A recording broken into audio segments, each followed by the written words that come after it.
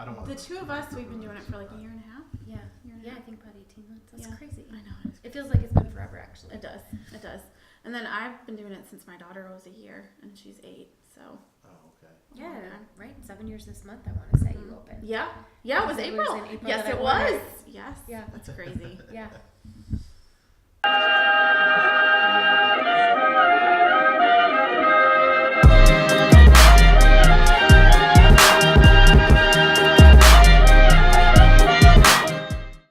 Little Ladybug. Welcome to this episode of Around the Town. I'm Ryan Mahoney with Blake Manhart. We're sitting here with Jessica and Jane O'Rourke from the Little Ladybug. So they are sister-in-laws. You guys make bows and stuff. Me having 4 girls, we own multiple. We've ordered multiple bows from them. So tell us how you guys got started. Jane, I think you started the business and then brought Jessica on board with you, right? Yes. So I was a teacher and had my second baby and decided to stay at home because, you know, it costs more to like put them in daycare. So I stayed home and got really bored about a year into it. And Finley had lots of hair and I started making hair bows for her. And then it just kind of happened from there. And I opened an Etsy shop. And my niece was born right before I opened. So Jess was my second customer. And then I just kind of, kept it up on Etsy for a couple years. And then November 2017? Jess came on board. So, and we've been doing it together ever since then. So. And what's your role? I came on as sort of the business manager. She's too humble to tell you this, but during these years that she was doing it on her own, just like absolutely exploded and got to a point where it was really difficult to manage the volume. And so while she was like incredible at making the bows, it was really sort of the business end that she struggled in knowing kind of how to like direct and manage a business of that size. So then she had brought me in first. I mean, I guess it probably started close to a year before I fully became a partner. I was just kind of helping, doing consulting, things like that during heavy seasons and high volume periods. And then it just kind of came to this. How many bows were you selling? Like a month? I don't know, a month. It kind of varied, but by the time I think I had gotten 20,000 sales on Etsy. Yeah, so I would say she typically had 40 to 60 open orders at a time. So then she'd send, 5-6 out every day, and they'd just immediately and you were get like refilled. making them, Yeah. So in each of these orders was like 4 to 6 bows. So that's a lot of bows. It's a lot of math. Yeah, but we're too much math. a lot of orders to keep tens track of thousands of bows. Yeah. You guys do a good job of like releasing certain, I don't know what you call them, like collections. That's right. So tell me how you guys do that, because I think it's really cool the way you kind of build it up, and then my mom's ordered some, Christy's ordered some, and then they sell out, and they're all like, hey, we have to be on at this time, unless it's going to sell out. So how do you guys do that?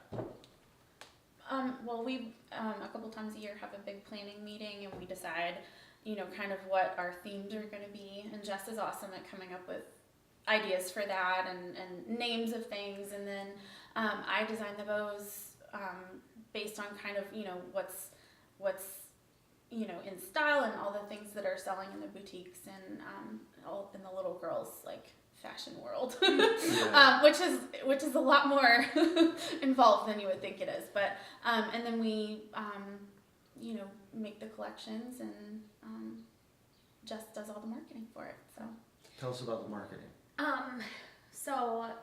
Before I came on to, everything was kind of like custom ordered, made to ordered, and then we kind of flipped how we're doing things to now where everything is made ahead of time, and then you market right. it. So we have a lot more control over the whole process. So marketing really starts like weeks, sometimes months in advance.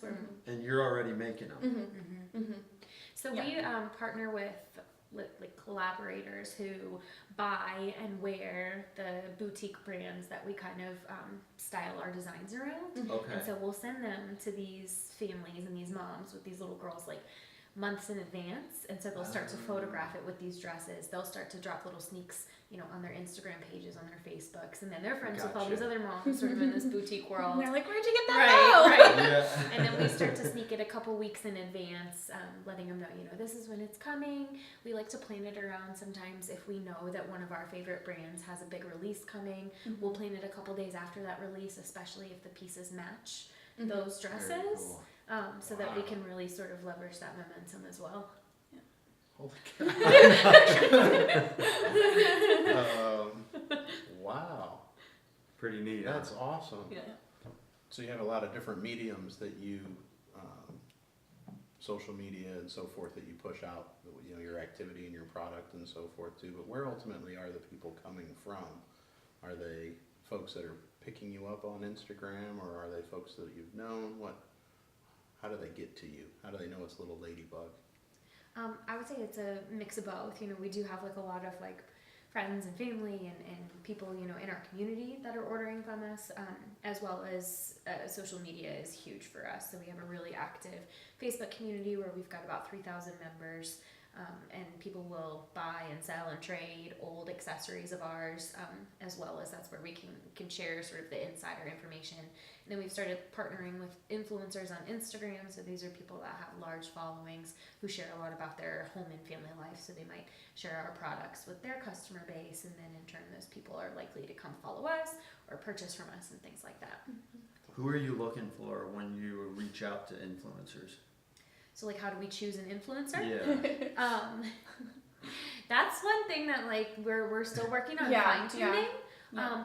So I don't necessarily look at how many followers they have, but I look at what their engagement rates are. So somebody with 50,000 followers that's only getting 100 likes per photo is not going to be a lucrative partnership for us and collaboration for us. Right. So we're looking for people that have high interaction rates on our pages. Definitely families with little girls. Yeah.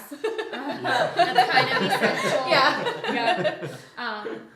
And yeah. That's it's a new sort of thing that we're launching into as far as marketing strategies go. But the most successful partnerships we've had have been with young moms. That's cool. Typically located on the West Coast. I don't Utah. know why that matters, but most of them are in Utah. And they have young families and are just So you have a big client base out of Utah? It's growing. It is. Yeah. It is. That's amazing. There are a lot of Instagram influencers that are from Utah. It's just kind of it just happens to be that way. So it's pretty funny. That's interesting. For me. Yeah. So then you go in and you say, hey, where are bows? Do you send them for free to them, or do you have to pay them? It depends. So we've done both. We've done, can we send you some of our goodies and will you unbox them in your stories for us? And then we've also worked with people and said, hey, we'd like to pay you to do an ad for us. Very cool. Yeah, right. How did the product catch fire when it was just in the Etsy world? So I found a really specific niche early on. I found a brand of clothing that I really loved after I had my daughter, and I just started buying clothes from them. And there was a small market for items that were made to match those clothes. And as that brand, picked up momentum, I started making things to match other brands, and so I found this niche in the little girls boutique clothing world, and then everything, and it's huge. I mean, if you look on, it's amazing what a huge group of people are on Facebook that buy girls' clothes and sell, and it's amazing how big it is. But that's the niche that I kind of found by accident, and as that's grown, so has the Little Ladybug. So what's a typical month look like now for you? I mean, what kind of volume does the Little Ladybug push out? I mean, are you doing thousands of bows a month? Yep. Which is why we needed somebody to come on, because I can't make thousands of clothes every month. I think in March we shipped. It was a lot. We didn't sit down and do the math, but it was a lot, and everything at that point had been made by Jane. Yeah. So So you were just shipping. yeah, Constantly. Yep. We do it in batches, which is nice because then at least she'd get like a 6-hour break. She could get a little bit of sleep. March was busy. March was crazy. It was crazy. They're like, hey, you can take the day off. Right. right. You can have like 3 hours. Right. So so the business person in me immediately thinks about the cost that you're bearing in the shipping itself. So what have we done to create efficiencies there for you, or to scale that cost for yourselves? I mean, shipping is actually an incredibly streamlined process. Our customers pay for shipping unless they spend $30 or more. So I would say most of our orders end up being below $30. So most of the time our customers are paying for the shipping costs. Yeah. Oh, nice. And we do get really good discounts through just the different, accounts that we have. So Really? yeah, so it's actually really not bad. Oh, wow. Yeah. Very good. Yeah. My wife wants to know if you're going to do another Disney collection. Yes. And really soon. Yes, we are. Yeah, really soon. Yeah. We are. How many of these do you make at a time? A lot. We've started batching them. Yeah. Which is nice. Yeah. And Jessie, the new girl, is getting trained in being able to make them as well, so we can sit and So when you batch them, you're like, we're gonna make 100. Well, so Or- we typically max out at maybe like 40 of a certain style and print. Okay. Yeah. So we would get all 40 of those done essentially, but then we'll have several prints, that are releasing at the same time. Gotcha. Yeah. And then once they're done, they're done. Yeah. That's when people go on your Facebook group and start asking, asking, hey, this is sold Who out, has does this? anybody have it? Uh-huh. So it's really kind of neat, because I was doing some poking around in there. Watching what people do, and they're like, hey, I didn't get this one, does anybody else have it? And someone will chime in and say, yeah, we have this, da-da-da-da-da, So It's pretty funny. Yeah. it is It's neat. It's neat to see. Yeah. So are you buying and cutting and all the fabrics and everything? Yeah, everything is pretty much 100% handmade. We do have a machine that cuts our basic felt shape, but it's it's still everything's handmade. So, and we cut the we have the machine that cuts the bows out, but we cut them. And even so. that we had worked with like an engineer to custom design and make for us. Like went through the CAD process to make sure that it was made specifically to you guys. Yep. So this is our That's awesome. our bow shape. And I mean, it's it's That's a classic bow fantastic. shape. Another shape, and other shops might have a similar bow shape, but we That one's always controlled you. everything as far as the exact size, the corners, all of that. Yep. Yeah. Well, let's see what you got. Show it off. Show Okay. it off. Well, we have a few different collections. Why don't we show the classic first? Do you want to show that? So, well, I guess it's kind of this one's a hybrid, but it's our classic shape. Yes, so we have a whole collection called our Classic Collection, and it's basically all solid colored felt bows. And we've got felt, we've got glitter bows, we've got metallic, but they're all leather, yes, and they're all colors that we keep in stock all the time. They're always available, and that's this basic shape right here. And then we have another line called our capsule line, which is a chance for us to bring in fun prints and different sets of things. And this is one of our Easter sets from our capsule collection, and we've got different prints and everything. So that's that. And then also part of our capsule collection, we have seasonal fabric prints and styles. So here's just a sampling of some things that different prints and styles. So these are hand-tied fabric bows. Yep. Easter plaid there, a summer watermelon print. So we get to do lots of different fun things there. And then we have a new design, brand new shape style coming out. Yeah, And that's what Jean has here. So Jess asked me to make a bow for my niece for a wedding that they're going to this weekend, and she posted a picture of it, and it kind of blew up. So we decided to run with it. And so this is our new bow shape, and it's just simple and still fabric, but this one gives us a lot more freedom with how many we can make too, because of the way that it's constructed. So Really? because these bows are sewn and iron, you know, you have to sew the strips, you have to flip them, you have to iron it, you have to tie Really? it. And the steps are, you know, these are still very similar bows, but we've designed this specifically so that, you know, we can offer more of them. Gotcha. So. And we can offer different sizes in this. Yes. This is very difficult to make smaller, which is a big request that we get, you know, for moms that have younger, okay. Yeah. younger little ones, or if they want a sibling set or piggy sets. This is very difficult to make smaller, whereas these will be able to make in different sizes and shapes. That's cool. So that's capsule, and then another part of our capsule, we've got just here are some of our hand-tied velvets, and this bow shape we'll be able to do in different prints and materials as well. So And we'll those be are able to do smaller that though, velvet. Mm-hmm. These are smaller because the velvet is a ribbon. So we they can don't do have to that be sewn. smaller, right? So you Gotcha. don't have to sew that. Then I also wanted to show for anybody with boys watching that we also do seasonal bow ties. So this is one of our bow ties for little men, and then a hair bow for Oh, sister. very cool. Yeah. So that's our capsule, and these are so classic. Like Jane said, we restock those so that you know we always can keep something in the shop. You always have an inventory. Right. of Yeah. those? Exactly. And then our capsule. These are prints that we pick based on the seasons, and then when they sell out, they're done. They're done.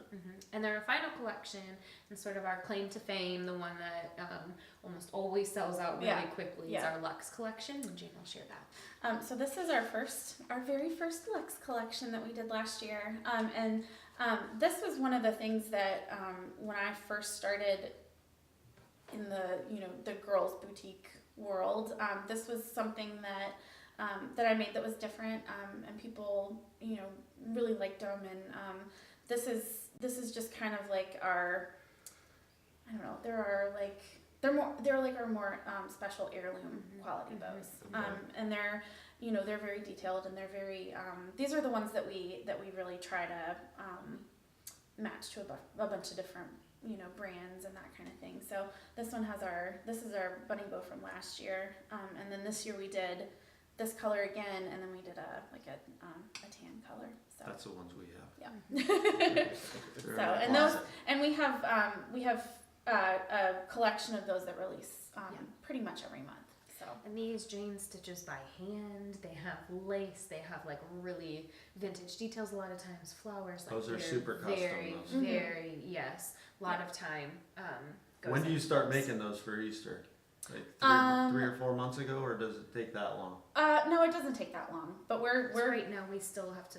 We really limit how many of these we can make. Yeah. So part of our goal for this year is to be able to offer more, so that we Okay. can meet that demand that you were talking about. How it's It sold goes out, quick. right? Yeah. So Yeah. we're trying to do Yeah. everything we can to increase volume there.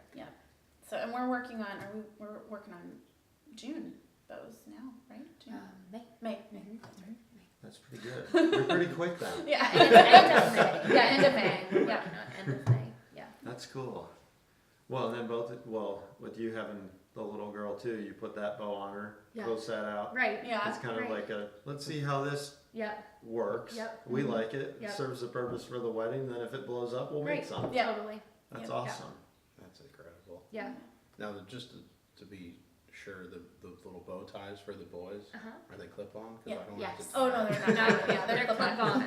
Well, but we also do them. We also put them on nylon bands, like one size fits all headbands that Yeah. you can stick over their head and it hides under their collar. So it's Oh, it's cool.